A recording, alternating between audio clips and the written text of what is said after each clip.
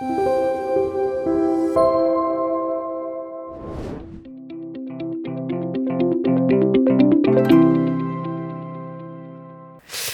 크게 두 번째로 말씀으로 하나님을 알아가고 누리기 위한 조금 구체적인 방법도 말씀의 유익들을 한번 살펴보기를 원합니다. 디모데후서 3장 16절에 보면요, 성경은 우리에게 4가지 유익한 기능을 가지고 있습니다. 모든 성경은 하나님의 감동으로 된 것으로 교훈과 책망과 바른 교훈과 의로 교육하기에 유익하다. 여러분들 성례에 계신 분들은 아마 강의 안에 그림이 있을 거고요. 잠깐 우리 한번 화면 띄워줄 수 있겠어요? 예, 거기에 보면 이제 말씀의 4가지 역할이 있습니다. 먼저 말씀을 알게 될 때 교훈을 먼저 받습니다. 걸어야 할 길을 보여주는 것이죠. 세상에서는 넓은 길, 우리가 걸어가야 된다고 유혹하는 수많은 길들이 있습니다. 그런데 성경은 생명의 길, 좁고 협착하지만 우리가 반드시 걸어가야 할 길이 무엇인가를 보여줍니다. 죄인의 길, 악인의 길, 오만한 자의 길이 아니라 의인의 길, 생명의 길이 어떤 것인지 가르쳐주는 교훈, 성경이 하는 역할입니다. 두 번째는 우리가 이 길을 가다가 여러분들 보면 이게 옆으로 탁 벗어나게 돼요. 그때 책망이 있습니다. 오른쪽 밑에 보면 책망이 나오죠. 책망은 우리가 샛길로 빠지게 되어질 때에 어디서 길을 벗어났는가를 보여줌을 통해서 말씀으로 깨닫게 해주십니다. 책망해 주시는 것이죠. 그래서 이 말씀의 역할들은 항상 우리가 바른 길을 걷지 못하기 때문에 무엇이 어긋나게 됐는가, 어디에서 길을 놓쳐버렸는가, 이것을 수정해주고 책망해 준다라는 것입니다. 세 번째는 바르게 합니다. 바른 길로 돌아가는 방법을 보여주잖아요. 우리가 길을 잘못 들었을 때 내비가 빨리 이렇게 돌려가지고 이렇게 제대로 된 길을 찾을 수 있도록 다시 방향을 제시해 주는 것처럼 성경 역시 바르게 함을 통해서 책망한 다음에는 바른 방향으로 걸어갈 수 있도록 우리를 이끌어 준다라는 거예요. 성경은 항상 우리가 쓰러지고 넘어질지라도 포기하는 것이 아니라 두 번째 기회를 주면서 우리를 바르게 합니다. 그리고 이제는 의로 교육한, 지속적으로 바른 길을 걸어갈 수 있도록 지속적으로 우리를 이끌어가는 광야의 구름 기둥과 불기둥 같은 역할을 한다라는 거예요. 그래서 이 말씀은 교훈과 책망과 바르게 함과 의로 교육함을 줍니다. 그러면서 우리가 말씀과 함께 신앙이 성숙한다라는 것은 여러분 이렇게 가다가 보면 샛길로 빠지잖아요. 근데 샛길로 빠져서 돌아가는 게 이 원이 사이클이 엄청 오랫동안 큰 원을 도는 사람이 있고요, 짧게 도는 사람이 있어요. 신앙이 성숙하는 건 뭐냐 그러면요, 누구나 다 샛길로 빠져요. 평생 우리가 믿음의 길, 순리의 길을 가면서 한 번도 샛길로 안 빠지는 사람이 있다 그러면요, 드물 거예요. 그렇게 우리가 살 수가 없어요. 근데 샛길로 빠지는데요, 신앙이 성숙했다는 것은 말씀에 예민해서 빨리 책망을 받고 바른 길로 돌아서는 거예요. 그런데 우리가 영적으로 둔감하고 미성숙했다는 것은 뭐냐 그러면요, 샛길로 빠지고 나서도 말씀의 경고를 받지 않는 거예요. 자꾸 자기 고집을 부리고 딴 데 생각을 가지고 있고 마음을 두고 있는 거. 그래서 이 돌긴 도는데요, 엄청나게 긴 세월이 걸리는 거예요. 이게 여러분들 미성숙한 사람의 특징이라는 거예요. 우리는 다 이 사이클이 있을 수밖에 없어요. 쭉 바른 길을 가기보다도 돌아가는 길을 걷는 사람들. 이스라엘 백성들은 얼마나 많이 돌아갔어요? 한 열흘 보름 갈 길을 40년 돌아갔잖아요. 우리 영적 길도 그래요. 우리가 40년 이상 돌아가는 사람들도 있고요. 또 말씀과 함께 동행하는 사람들은요, 빨리 돌이키는 것, 빨리 돌이키는 것, 빨리 말씀 속에서 바른 길을 찾는 것. 이게 성경의 성숙이라는 것입니다. 그런데 이게 더 짧아지게 되는 것은 언제 가능하냐 그러면요, 쭉 말씀을 묵상하는 사람들이 짧아져요. 항상 말씀과 함께하는 사람들은 샛길로 가더라도 빨리 짧은 가운데 빨리 돌아서는 거예요. 아닌 사람들은 굉장히 더디게, 드물게 오랫동안 돌아가는 것을 보게 됩니다. 그러면서 디모데후서 3장 17절에 말씀의 인도를 받을 때 얻는 2가지의 결과도 우리에게 가르쳐 줍니다. 정말 중요한 말씀의 유익이고 열매죠. 결과인데 첫 번째는 온전한 사람을 만들어줍니다. 예. 하나님의 말씀은 우리를 온전케 한다. 디모데후서 3장 16절에 이야기하고 있죠. 모든 성경은 하나님의 감동으로 된 건데 이는 하나님의 사람으로 온전하게 하며, 예, 온전하게 하며. 성경은 우리가 어떤 일을 하는 사람, 어떤 일을 할 수 있게 만드는 게 성경의 우선적인 목적이 아니라 먼저 우리가 어떤 존재가 될 것인가. 어떤 존재부터 성경을 만든다라는 거예요. 그러니까 being이 된 다음에 doing이 되는 것이죠. 우리의 존재를 하나님께서 만드시고 그 존재 속에서 행함이 나오도록 하신다라는 거예요. 우리의 성품을 바꾸고 우리의 인생을 바꾸는 것. 그래서 말씀은요, 사실 우리의 존재를 먼저 건드리고 마음 깊은 곳을 건드려야만 돼요. 그래야지 근본이 바뀌거든요. 본질이 바뀌거든요. 이 존재가 바뀌어지게 될 때에 그때 그 존재 속에서 우리의 모든 말과 행위가 드러나기 때문에 존재의 변화 없이 행함의 변화는 쉽게 일어나지 않는다라는 것입니다. 그래서 말씀이 하는 일은 우리를 온전하게 하는 것. 그 말씀이 우리를 해부하면서 좌우의 날성금이 우리를 읽어내면서 말씀 속에 들어갈 때 보이지 않는 불순물이 보이는 거예요. 말씀 속에 들어갈 때 혼란하고 꼬여있는 실타래 속에서 하나님이 원하시는 그 길들이 선명하게 보여지는 것이죠. 그 말씀 속에 들어갈 때요, 나를 가장 잘 알 수 있어요. 말씀은 나를 읽기 때문에 다른 사람이 가르쳐 주는 것으로, 세상에서 내가 맞는 것으로 내가 나 자신을 제대로 알 수 없어요. 우리는 말씀에 비답했으면 나를 알 수 있어요. 그래서 여러분들 말씀과 함께 깊은 기도에 들어가는 최고의 유익은 뭔지 아세요? 내가 육신의 눈으로 전혀 볼 수 없었던 나를 직시하게 된다는 것입니다. 그게 최고의 은혜예요. 하나님 안에서 가장 깊은 나를 보게 되는 것이죠. 그리고 그 속에서 우리는 은혜를 구하고 긍휼을 구하면서 존재의 깊은 속에서 하나님의 형상으로 닮아가는 놀라운 축복, 우리 신앙의 목적을 이루어가는 일들이 계속해서 우리 안에서 일어나게 되는 것. 그게 바로 말씀의 유익이고 결과라는 것입니다.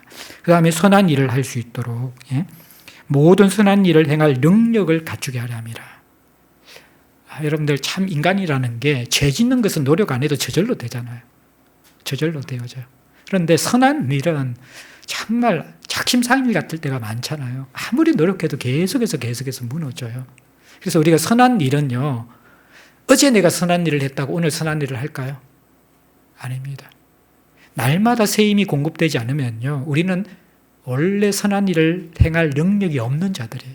능력이 없는 자들. 그래서 저는 이전에는 저렇게 하나님 앞에 크게 쓰임받고 위대한 일을 하고 많은 영향력과 감화 감동을 끼친 지도자들이 어떻게 저런 모습으로 무너지고 저런 모습으로 실족할까 이해가 안 될 때가 있었거든요. 그런데 그럴 수 있어요. 우리가 본래 그런 인간들이에요. 그래서 하나님이 나를 다듬고 우리를 이끌어 가시지 않으면요, 오늘 천사같이 살다가 내일 악마같이 살 수 있는 것. 이게 바로 우리의 모습이라는 것 우리가 잘 알고 있죠. 그래서 말씀만이, 그 성령께서 사용하시는 말씀만이 우리가 선한 일을 끝까지 행할 수 있도록 우리의 죄성을 누를 수 있고, 우리 고집대로 살고 싶은 우리 자신들을 하나님께서 다루어 가시고 주는 것, 그것은 바로 말씀의 힘이라는 것입니다. 그것이 우리를 선한 일을 행할 수 있도록 한다라는 것이에요. 그래서 저는 자신감이 있는 사람은 위험한 사람이에요. 신앙생활에 자신감이 있는 사람. 신앙이 뭔지 모르는 것이고 자신이 어떤 존재인지 모르는 사람들, 자신감이 넘치는 사람들.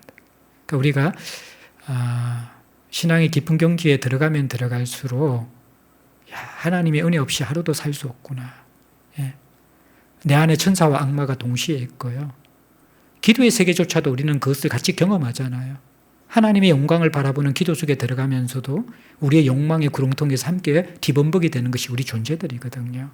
이것들을 우리가 항상 기억하면서 이 말씀이 우리를 하나님의 형상으로 온전한 사람으로 만들고 또 선한 일을 행하는 능력을 주는 것이다. 너무나 말씀만이 할 수 있는, 말씀만이 우리의 신앙의 목적을 이룰 수 있는 거예요. 하나님을 알고 누리고 신앙이 궁극적으로 우리를 끌고 가는 그 목표점, 바로 말씀이 이끌어 가는 것입니다. 마지막으로 말씀을 알아가고 누리는 5가지, 말씀으로 하나님을 알아가고 누리는 5가지 방법에 대해서, 아까 여러분들 이렇게 사이클, 이렇게 4가지 기능도 그렇고, 요 그림도 다 이렇게 내비게이터에서 나온 그런 그림들이거든요. 내비게이터가 제자 훈련을 굉장히 잘하는 단체죠, 그죠? 근데 거기에서 아마 이렇게 많이 따는데, 저는 이게 굉장히 중요하고 또 필요한 그림이라고 생각하는데, 한번 잠깐 그림 한번 띄워주시겠어요? 예, 보시면요. 5가지 말씀을 누리는 방법이 있는데, 뭐가 있어요? 예, 듣기, 읽기, 공부, 암송, 묵상, 이렇게 했죠. 그죠? 그런데 묵상이 어떤 손가락이에요? 엄지손가락이죠. 그러니까 책을 딱 잡으면요. 이게 5손가락 가운데 유일하게 모든 손가락과 만나는 손가락이 뭐예요? 이것도 만나요. 이것도 만나요. 이렇게 할 수 있는데 제대로 만나는 것은 엄지밖에 없죠. 엄지. 묵상이 사실 제일 중요한 건데 어쨌든 이 5가지가 다 중요해요. 먼저는 듣기부터 한번 봅시다.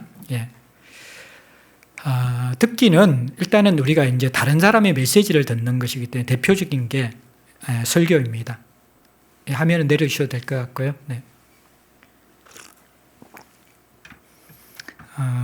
신앙생활의 첫 출발은 대부분 예배에 설교를 들음으로써 사람들이 그 신앙의 지식과 기초를 형성해 갑니다. 굉장히 중요한 일이고 또 많은 사람들이 설교에 예배 설교를 통해서 유익을 얻습니다. 이게 설교라는 것은 이제 설교자가 신학 지식과 또 성경에 대한 통찰과 연구를 통해서 성도들의 삶을 연결시켜서 어떻게 보면 성도들이 먹을 수 있는 좋은 음식, 요리를 만들어서 제공하는 것이죠. 근데 이제 설교자의 실력에 따라서 또 이게 아주 이렇게 맛있는 5성급 이렇게 호텔의 요리사 같은 사람도 있고 또 어떻게 보면 이게 먹을 수 있는 것인가 싶을 정도의 요리를 만드는 그러한 설교자들이 있을 수 있지만 어쨌든 이 설교자들은 성도들이 잘 흡수하고 맛있게 먹을 수 있도록 말씀을 요리하는 사람들입니다. 그 예배에 참석한 성도들은 설교를 어떻게 들어야 할까? 말씀드린 것처럼 이제 초신자 때 첫 신앙이 들어갔을 때는요. 어떤 설교자의 설교를 듣든지 나를 향한 말씀으로 많이 들어요. 그러면서 그 예배가 나와 세상은 감고도 없고 구속한 주만 보이도다. 그 찬양을 할 정도로 그 말씀 하나하나가 자기에게 울림이 되고 나를 향한 말씀으로 들려줘요. 근데 시간이 오래 지나게 될수록 신앙생활을 오래 한 사람일수록 또 한 설교자의 설교를 오래 들은 사람일수록 일어나는 변화들이 뭐냐 그러면 자꾸 그 설교 말씀을 가지고 나를 향하는 것이 아니라 다른 사람이나 설교자를 향하여서 그 칼날을 돌릴 경우가 많이 있다라는 거예요.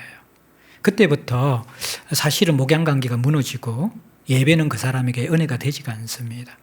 그래서 강단의 설교가 비성경적인 설교가 아니라면 조금 맛이 없더라도 꼭꼭 씹어 먹으면 현미도 맛있잖아요. 물론 맛있게 요리할 것은 설교자의 책임이지만 또 어쩔 수 없이 설교자는 수언지나 모든 부분에 한계가 있거든요. 그러면 이제 이게 성도들이 입맛을 계속 이렇게 살리면서 일상에서 말씀을 가지고 운동도 하고 식욕도 올리면서 그러면서 그 말씀이 나를 향한 말씀으로 받아들이는 훈련. 이게 무너지는 순간 대부분 성도들의 신앙이 정체되고 병들기 시작하더라고요. 그래서 이것은 굉장히 기초인데요. 초보인데 신앙에. 그런데 끝까지 여러분들 신앙생활을 건강하게 하는 중요한 요소라는 사실을 꼭 기억하기 바랍니다.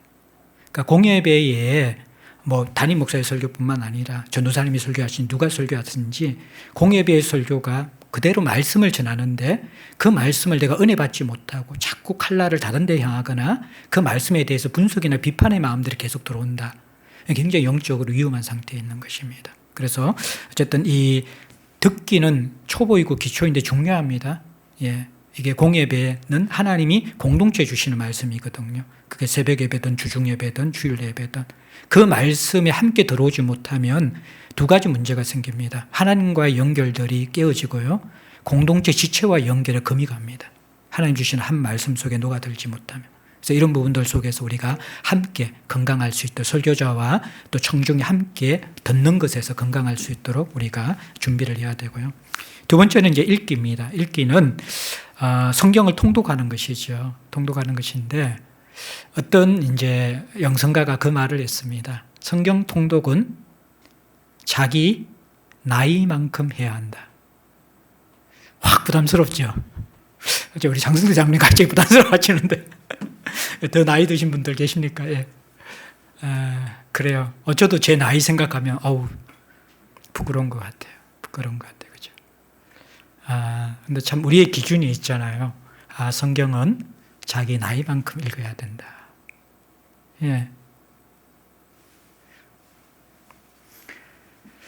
그리고 이제 우리가 성경 읽는 거는 초보자 때는 조금 가이드를 받아서 읽으면 좋아요. 창세기부터 쭉 읽다가 보면 항상 우리가 출애굽기 겨우 출애굽기 20장까지 뒤에 넘어가면 또 뭐 성막 짓고 제사제도 나오면 힘들다가 넘겼는데 레위기 때 또 나와. 짜증나서 덮어버리고. 신약으로 넘어갔는데 마태복음 또 계속 족보 이야기만 나와. 그러니까 성도들 보통 성경에 되면요, 창세기에서 출애굽기까지 좀 따라 있어요. 마태복음 앞쪽에 조금 따라 있어요. 그리고 단데 깨끗하거든요. 그래서 이제 그렇게 읽다가 보면 이게 통독하는 게 참 쉽지 않아요. 그리고 뭐 평일 3장, 뭐 주일 5장, 그것도 사실 성경은 기계적으로 읽는 게 중요한 게 아니라 이해하는 거거든요. 그것도 이제 읽기에 좀 문제가 있어요. 성경을 좀 잘 읽으려고 그러면요, 한 3가지 정도 제가 팁을 드리면, 하나는 좋은 번역본을 선택해라. 예, 그러니까 이 개역 개정은 잘 읽기가 쉽지 않거든요. 그래서 뭐 새번역이나 아니면 현대인의 성경이나 뭐 유진 피터슨의 메시지나 이런 것들, 뭐 영어 잘하는 사람도 영어 보셔도 좋고요. 새로운 우리 일상 용어로 좀 잘 번역된 성경책을 읽어라. 두 번째는 한 번 읽을 때 3장, 5장 읽지 말고 일주일에 2번, 3번 읽더라도 한 번에 한 30분에서 1시간 정도는 읽어야지 흐름과 맥락이 잡힌다라는 거예요. 그렇게 통독을 하는 게 제 경우에는 더 좋더라. 그 다음에 3번째는 조금 가이드하는 그런 성경을 좀 보면 좋습니다. 어떤 사람은 맥체인 성경 읽기 하시는 분들도 계시고요. 그것도 괜찮아, 좋아요. 아니면 우리가 조금 이제 성경 통독에 대한 책을 읽으면요, 사면요, 성경의 역사서부터 해서 역사서에 이렇게 구약의 17권, 신약의 5권의 역사서를 중심으로 다른 게 쫙 배경이 있거든요. 그래서 역사서부터 쭉 읽고 그 다음에 따라서 읽도록 하고, 또 어떤 사람도 이게 성취감을 위해서 아주 분량이 짧은 성경부터 막 읽으면서 성취감을 느끼게 하고, 이렇게 다양한 방법이 있는데 좀 내게 맞는 그런 것들을 가지고 통독했으면 좋겠다. 그 정도. 어쨌든 읽기 중요합니다. 내 나이만큼 읽어야 된다. 예, 열심히 지금 이제 우리가 그동안 내 나이 동안 안 읽은 거 하면 더 열심히 읽어야 되는 것들. 또 새 우리의 다짐이 되었으면 좋겠고, 우리 공동체에 참 감사한 게 우리 자발적인 성경 읽기 모임 이런 게 우리 생기는 게 너무너무 좋은 것 같아요. 중요한 것이고요. 세 번째는 암송입니다. 암송. 우리 잘 못하는데 주일학교 아이들 더 잘하죠. 엄마들은 안 하면서 애들 보고 막 암송하라 그러고 그러는데, 이 암송은 참 우리가 위기의 순간에 이게 우리의 존재에 스며든 말씀이 될 수 있거든요. 그때 탁 튀어나오면서 우리를 인도하고 힘을 주는 정말 중요한 역할을 하는 게 암송하는 말씀이거든요. 그래서 내비게이크의 그 66구절 성경 구절 암송 있잖아요. 제가 이제 고3 때 그때 이제 그 시험 공부할 때 고3 때 그 66구절 가지고 나서 그때 빽빽이 숙제가 있었어요. 빡빡이라 그래가지고 A4 용지 앞뒤로 이렇게 해야지 이제 그게 숙제로 내어야지 이제 그 자습대 하고 나서 그 다음에 이제 집에 가고 이랬는데, 그때 이제 했던 게 제일 처음 시작할 때 한글로 66구절 중에 한글로 성경 구절 적고, 그 다음에 이제 뒤에 넘겨가지고는 영어로 이렇게 NIV로 번역해 적고 그렇게 했던 게 있는데, 지금 다 까먹었어요. 그걸 한 1년 정도 계속 했었는데 다 까먹었는데, 어쨌든 성경 그래도 그때 외우는 것들은 다시 한번 보면 그래 다른 구절보다는 훨씬 더 머리에 들어오고 그렇게 되는 것 같아요. 암송이라는 게 우리에게 굉장히 중요한 하나의 방법입니다. 그 다음에는 이제 연구, 4번째가 연구인데요. 이것은 하나님이 우리에게 하시는 말씀을 더욱 자세하게, 찬찬히, 세밀하게 머리를 사용해서, 마음을 사용해서 이렇게 말씀 속에 들어가서 연구하는 것이죠. 그러니까 요거는 이제 처음부터 연구를 하게 되어지면 너무 힘들어요. 그래서 통독은 전체 그림, 이렇게 퍼즐 있잖아요. 퍼즐 같으면 통독은 전체를 이렇게 조각 그림 전체를 보는 거예요. 이렇게 통독을 하고. 그 다음에 큐티너 여러분들 이렇게 퍼즐의 하나하나를 이렇게 사실 살피는 거예요. 그러니까 이제 통독은 우리가 산을 올라갈 때 마치 우리가 쭉 이렇게 케이블카 타고 한번 쭉 보는 것처럼 그렇게 산 전체를 보는 거라 그러면요. 큐티라는 것은 올라가면서 공기도 이게 등산하면서 시냇물 소리도 듣고 새 소리도 듣고 신선한 공기도 맡으면서 그러면서 그것을 경험하면서 차근차근 올라. 그렇지만 전체는 못 보잖아요, 그죠? 통독과 큐티가 잘 어울려주면 되는 것이죠. 연구라는 것은 가다가 딱 멈추어서 가지고 이 꽃은 무엇이지? 돋보기들도 관찰하고 가만히 멈추어가지고 시냇물에 이렇게 소리도 들어보고 그런 거 있잖아요. 그러면서 그 속에 깊이 빠지게 되면서 정말 세밀하게 숨어 있는 것까지 이렇게 살펴보는 거. 이런 거 이제 좀 쉽게 좀 설명하면 이렇게 할 수 있는데, 이렇게 잘 통합되어질 수 있으면 좋은데, 일단은 통독을 좀 몇 번 하고 난 다음에 연구를 하는 게 좋습니다. 안 그러면 그림이 없는 가운데 연구를 시작하면요, 이 큐티를 또 여러분들이 연구와 함께 시작하면 길게 못합니다. 대부분 이렇게 욕심을 가지고 큐티를 연구식으로 하는 사람들은요, 이게 안 되거든요. 얼마 하다가 제풀에 지쳐버립니다. 그래서 어느 정도 통독과 성경의 기본적인 베이스가 된 사람들이 일주일에 한 2시간 정도로, 구절은 한 10절에서 20절 정도를 연구하는 것이 가장 적당한 것 같아요, 제가 볼 때는. 또 여러분들 나중에 이런 부분들은 좀 성경에 대해서는 제가 여러분들 좀 클래스를 만들어서 좀 같이 함께 해보고 싶은 그런 마음이 있는데 찬찬히 좀 해봤으면 좋을 것 같아요. 마지막으로 묵상인데, 묵상이 제가 뭐라 그랬죠? 엄지라 그랬죠. 엄지. 다 연결되는 거잖아요. 자, 통독을 하고도 멈춰서서 묵상을 해야 돼요. 예? 그 다음에 큐티 이게 하면서도 예, 이렇게 묵상해도 또 말씀을 예배 때 설교 때 들으면서도 그게 묵상과 연결돼야 돼요. 연구를 하면서도 연구로 끝난 머리만 이렇게 굵어지잖아요.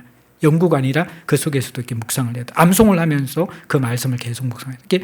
이게 엄지는 모든 손가락과 다 붙잖아요. 그러니까 묵상은 말씀을 우리 안으로 스며들게 하고 그 속에서 하나님을 향하여 내 시선을 돌려서 머물러 있는 시간이거든요.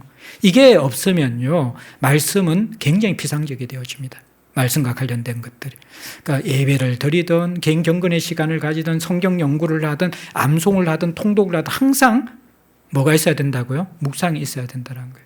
저도 이제 설교의 기준은 반은 연구고 반은 묵상이다. 그렇게 생각하는데 사실 그대로 안 돼요. 그래도 최소한 한 3분의 1 정도는 묵상의 시간들을 가지려고 그렇게 노력하고 있는데 그 묵상의 시간을 가져야지 나를 읽는 말씀이 우리에게 다가오게 되는 거예요. 그리고 내 머리를 뛰어넘은 하나님께서 내 속에서 다루시는 말씀들, 이렇게 부어주시는 말씀들, 열어주시는 말씀들, 그게 묵상 속에 들어갈 때 우리가 알게 되는 것이거든요. 그래서 이게 묵상이 굉장히 중요하다. 여러분들 그렇게 좀 하시면 좋을 것 같아요. 그래서 말씀을 마무리합니다.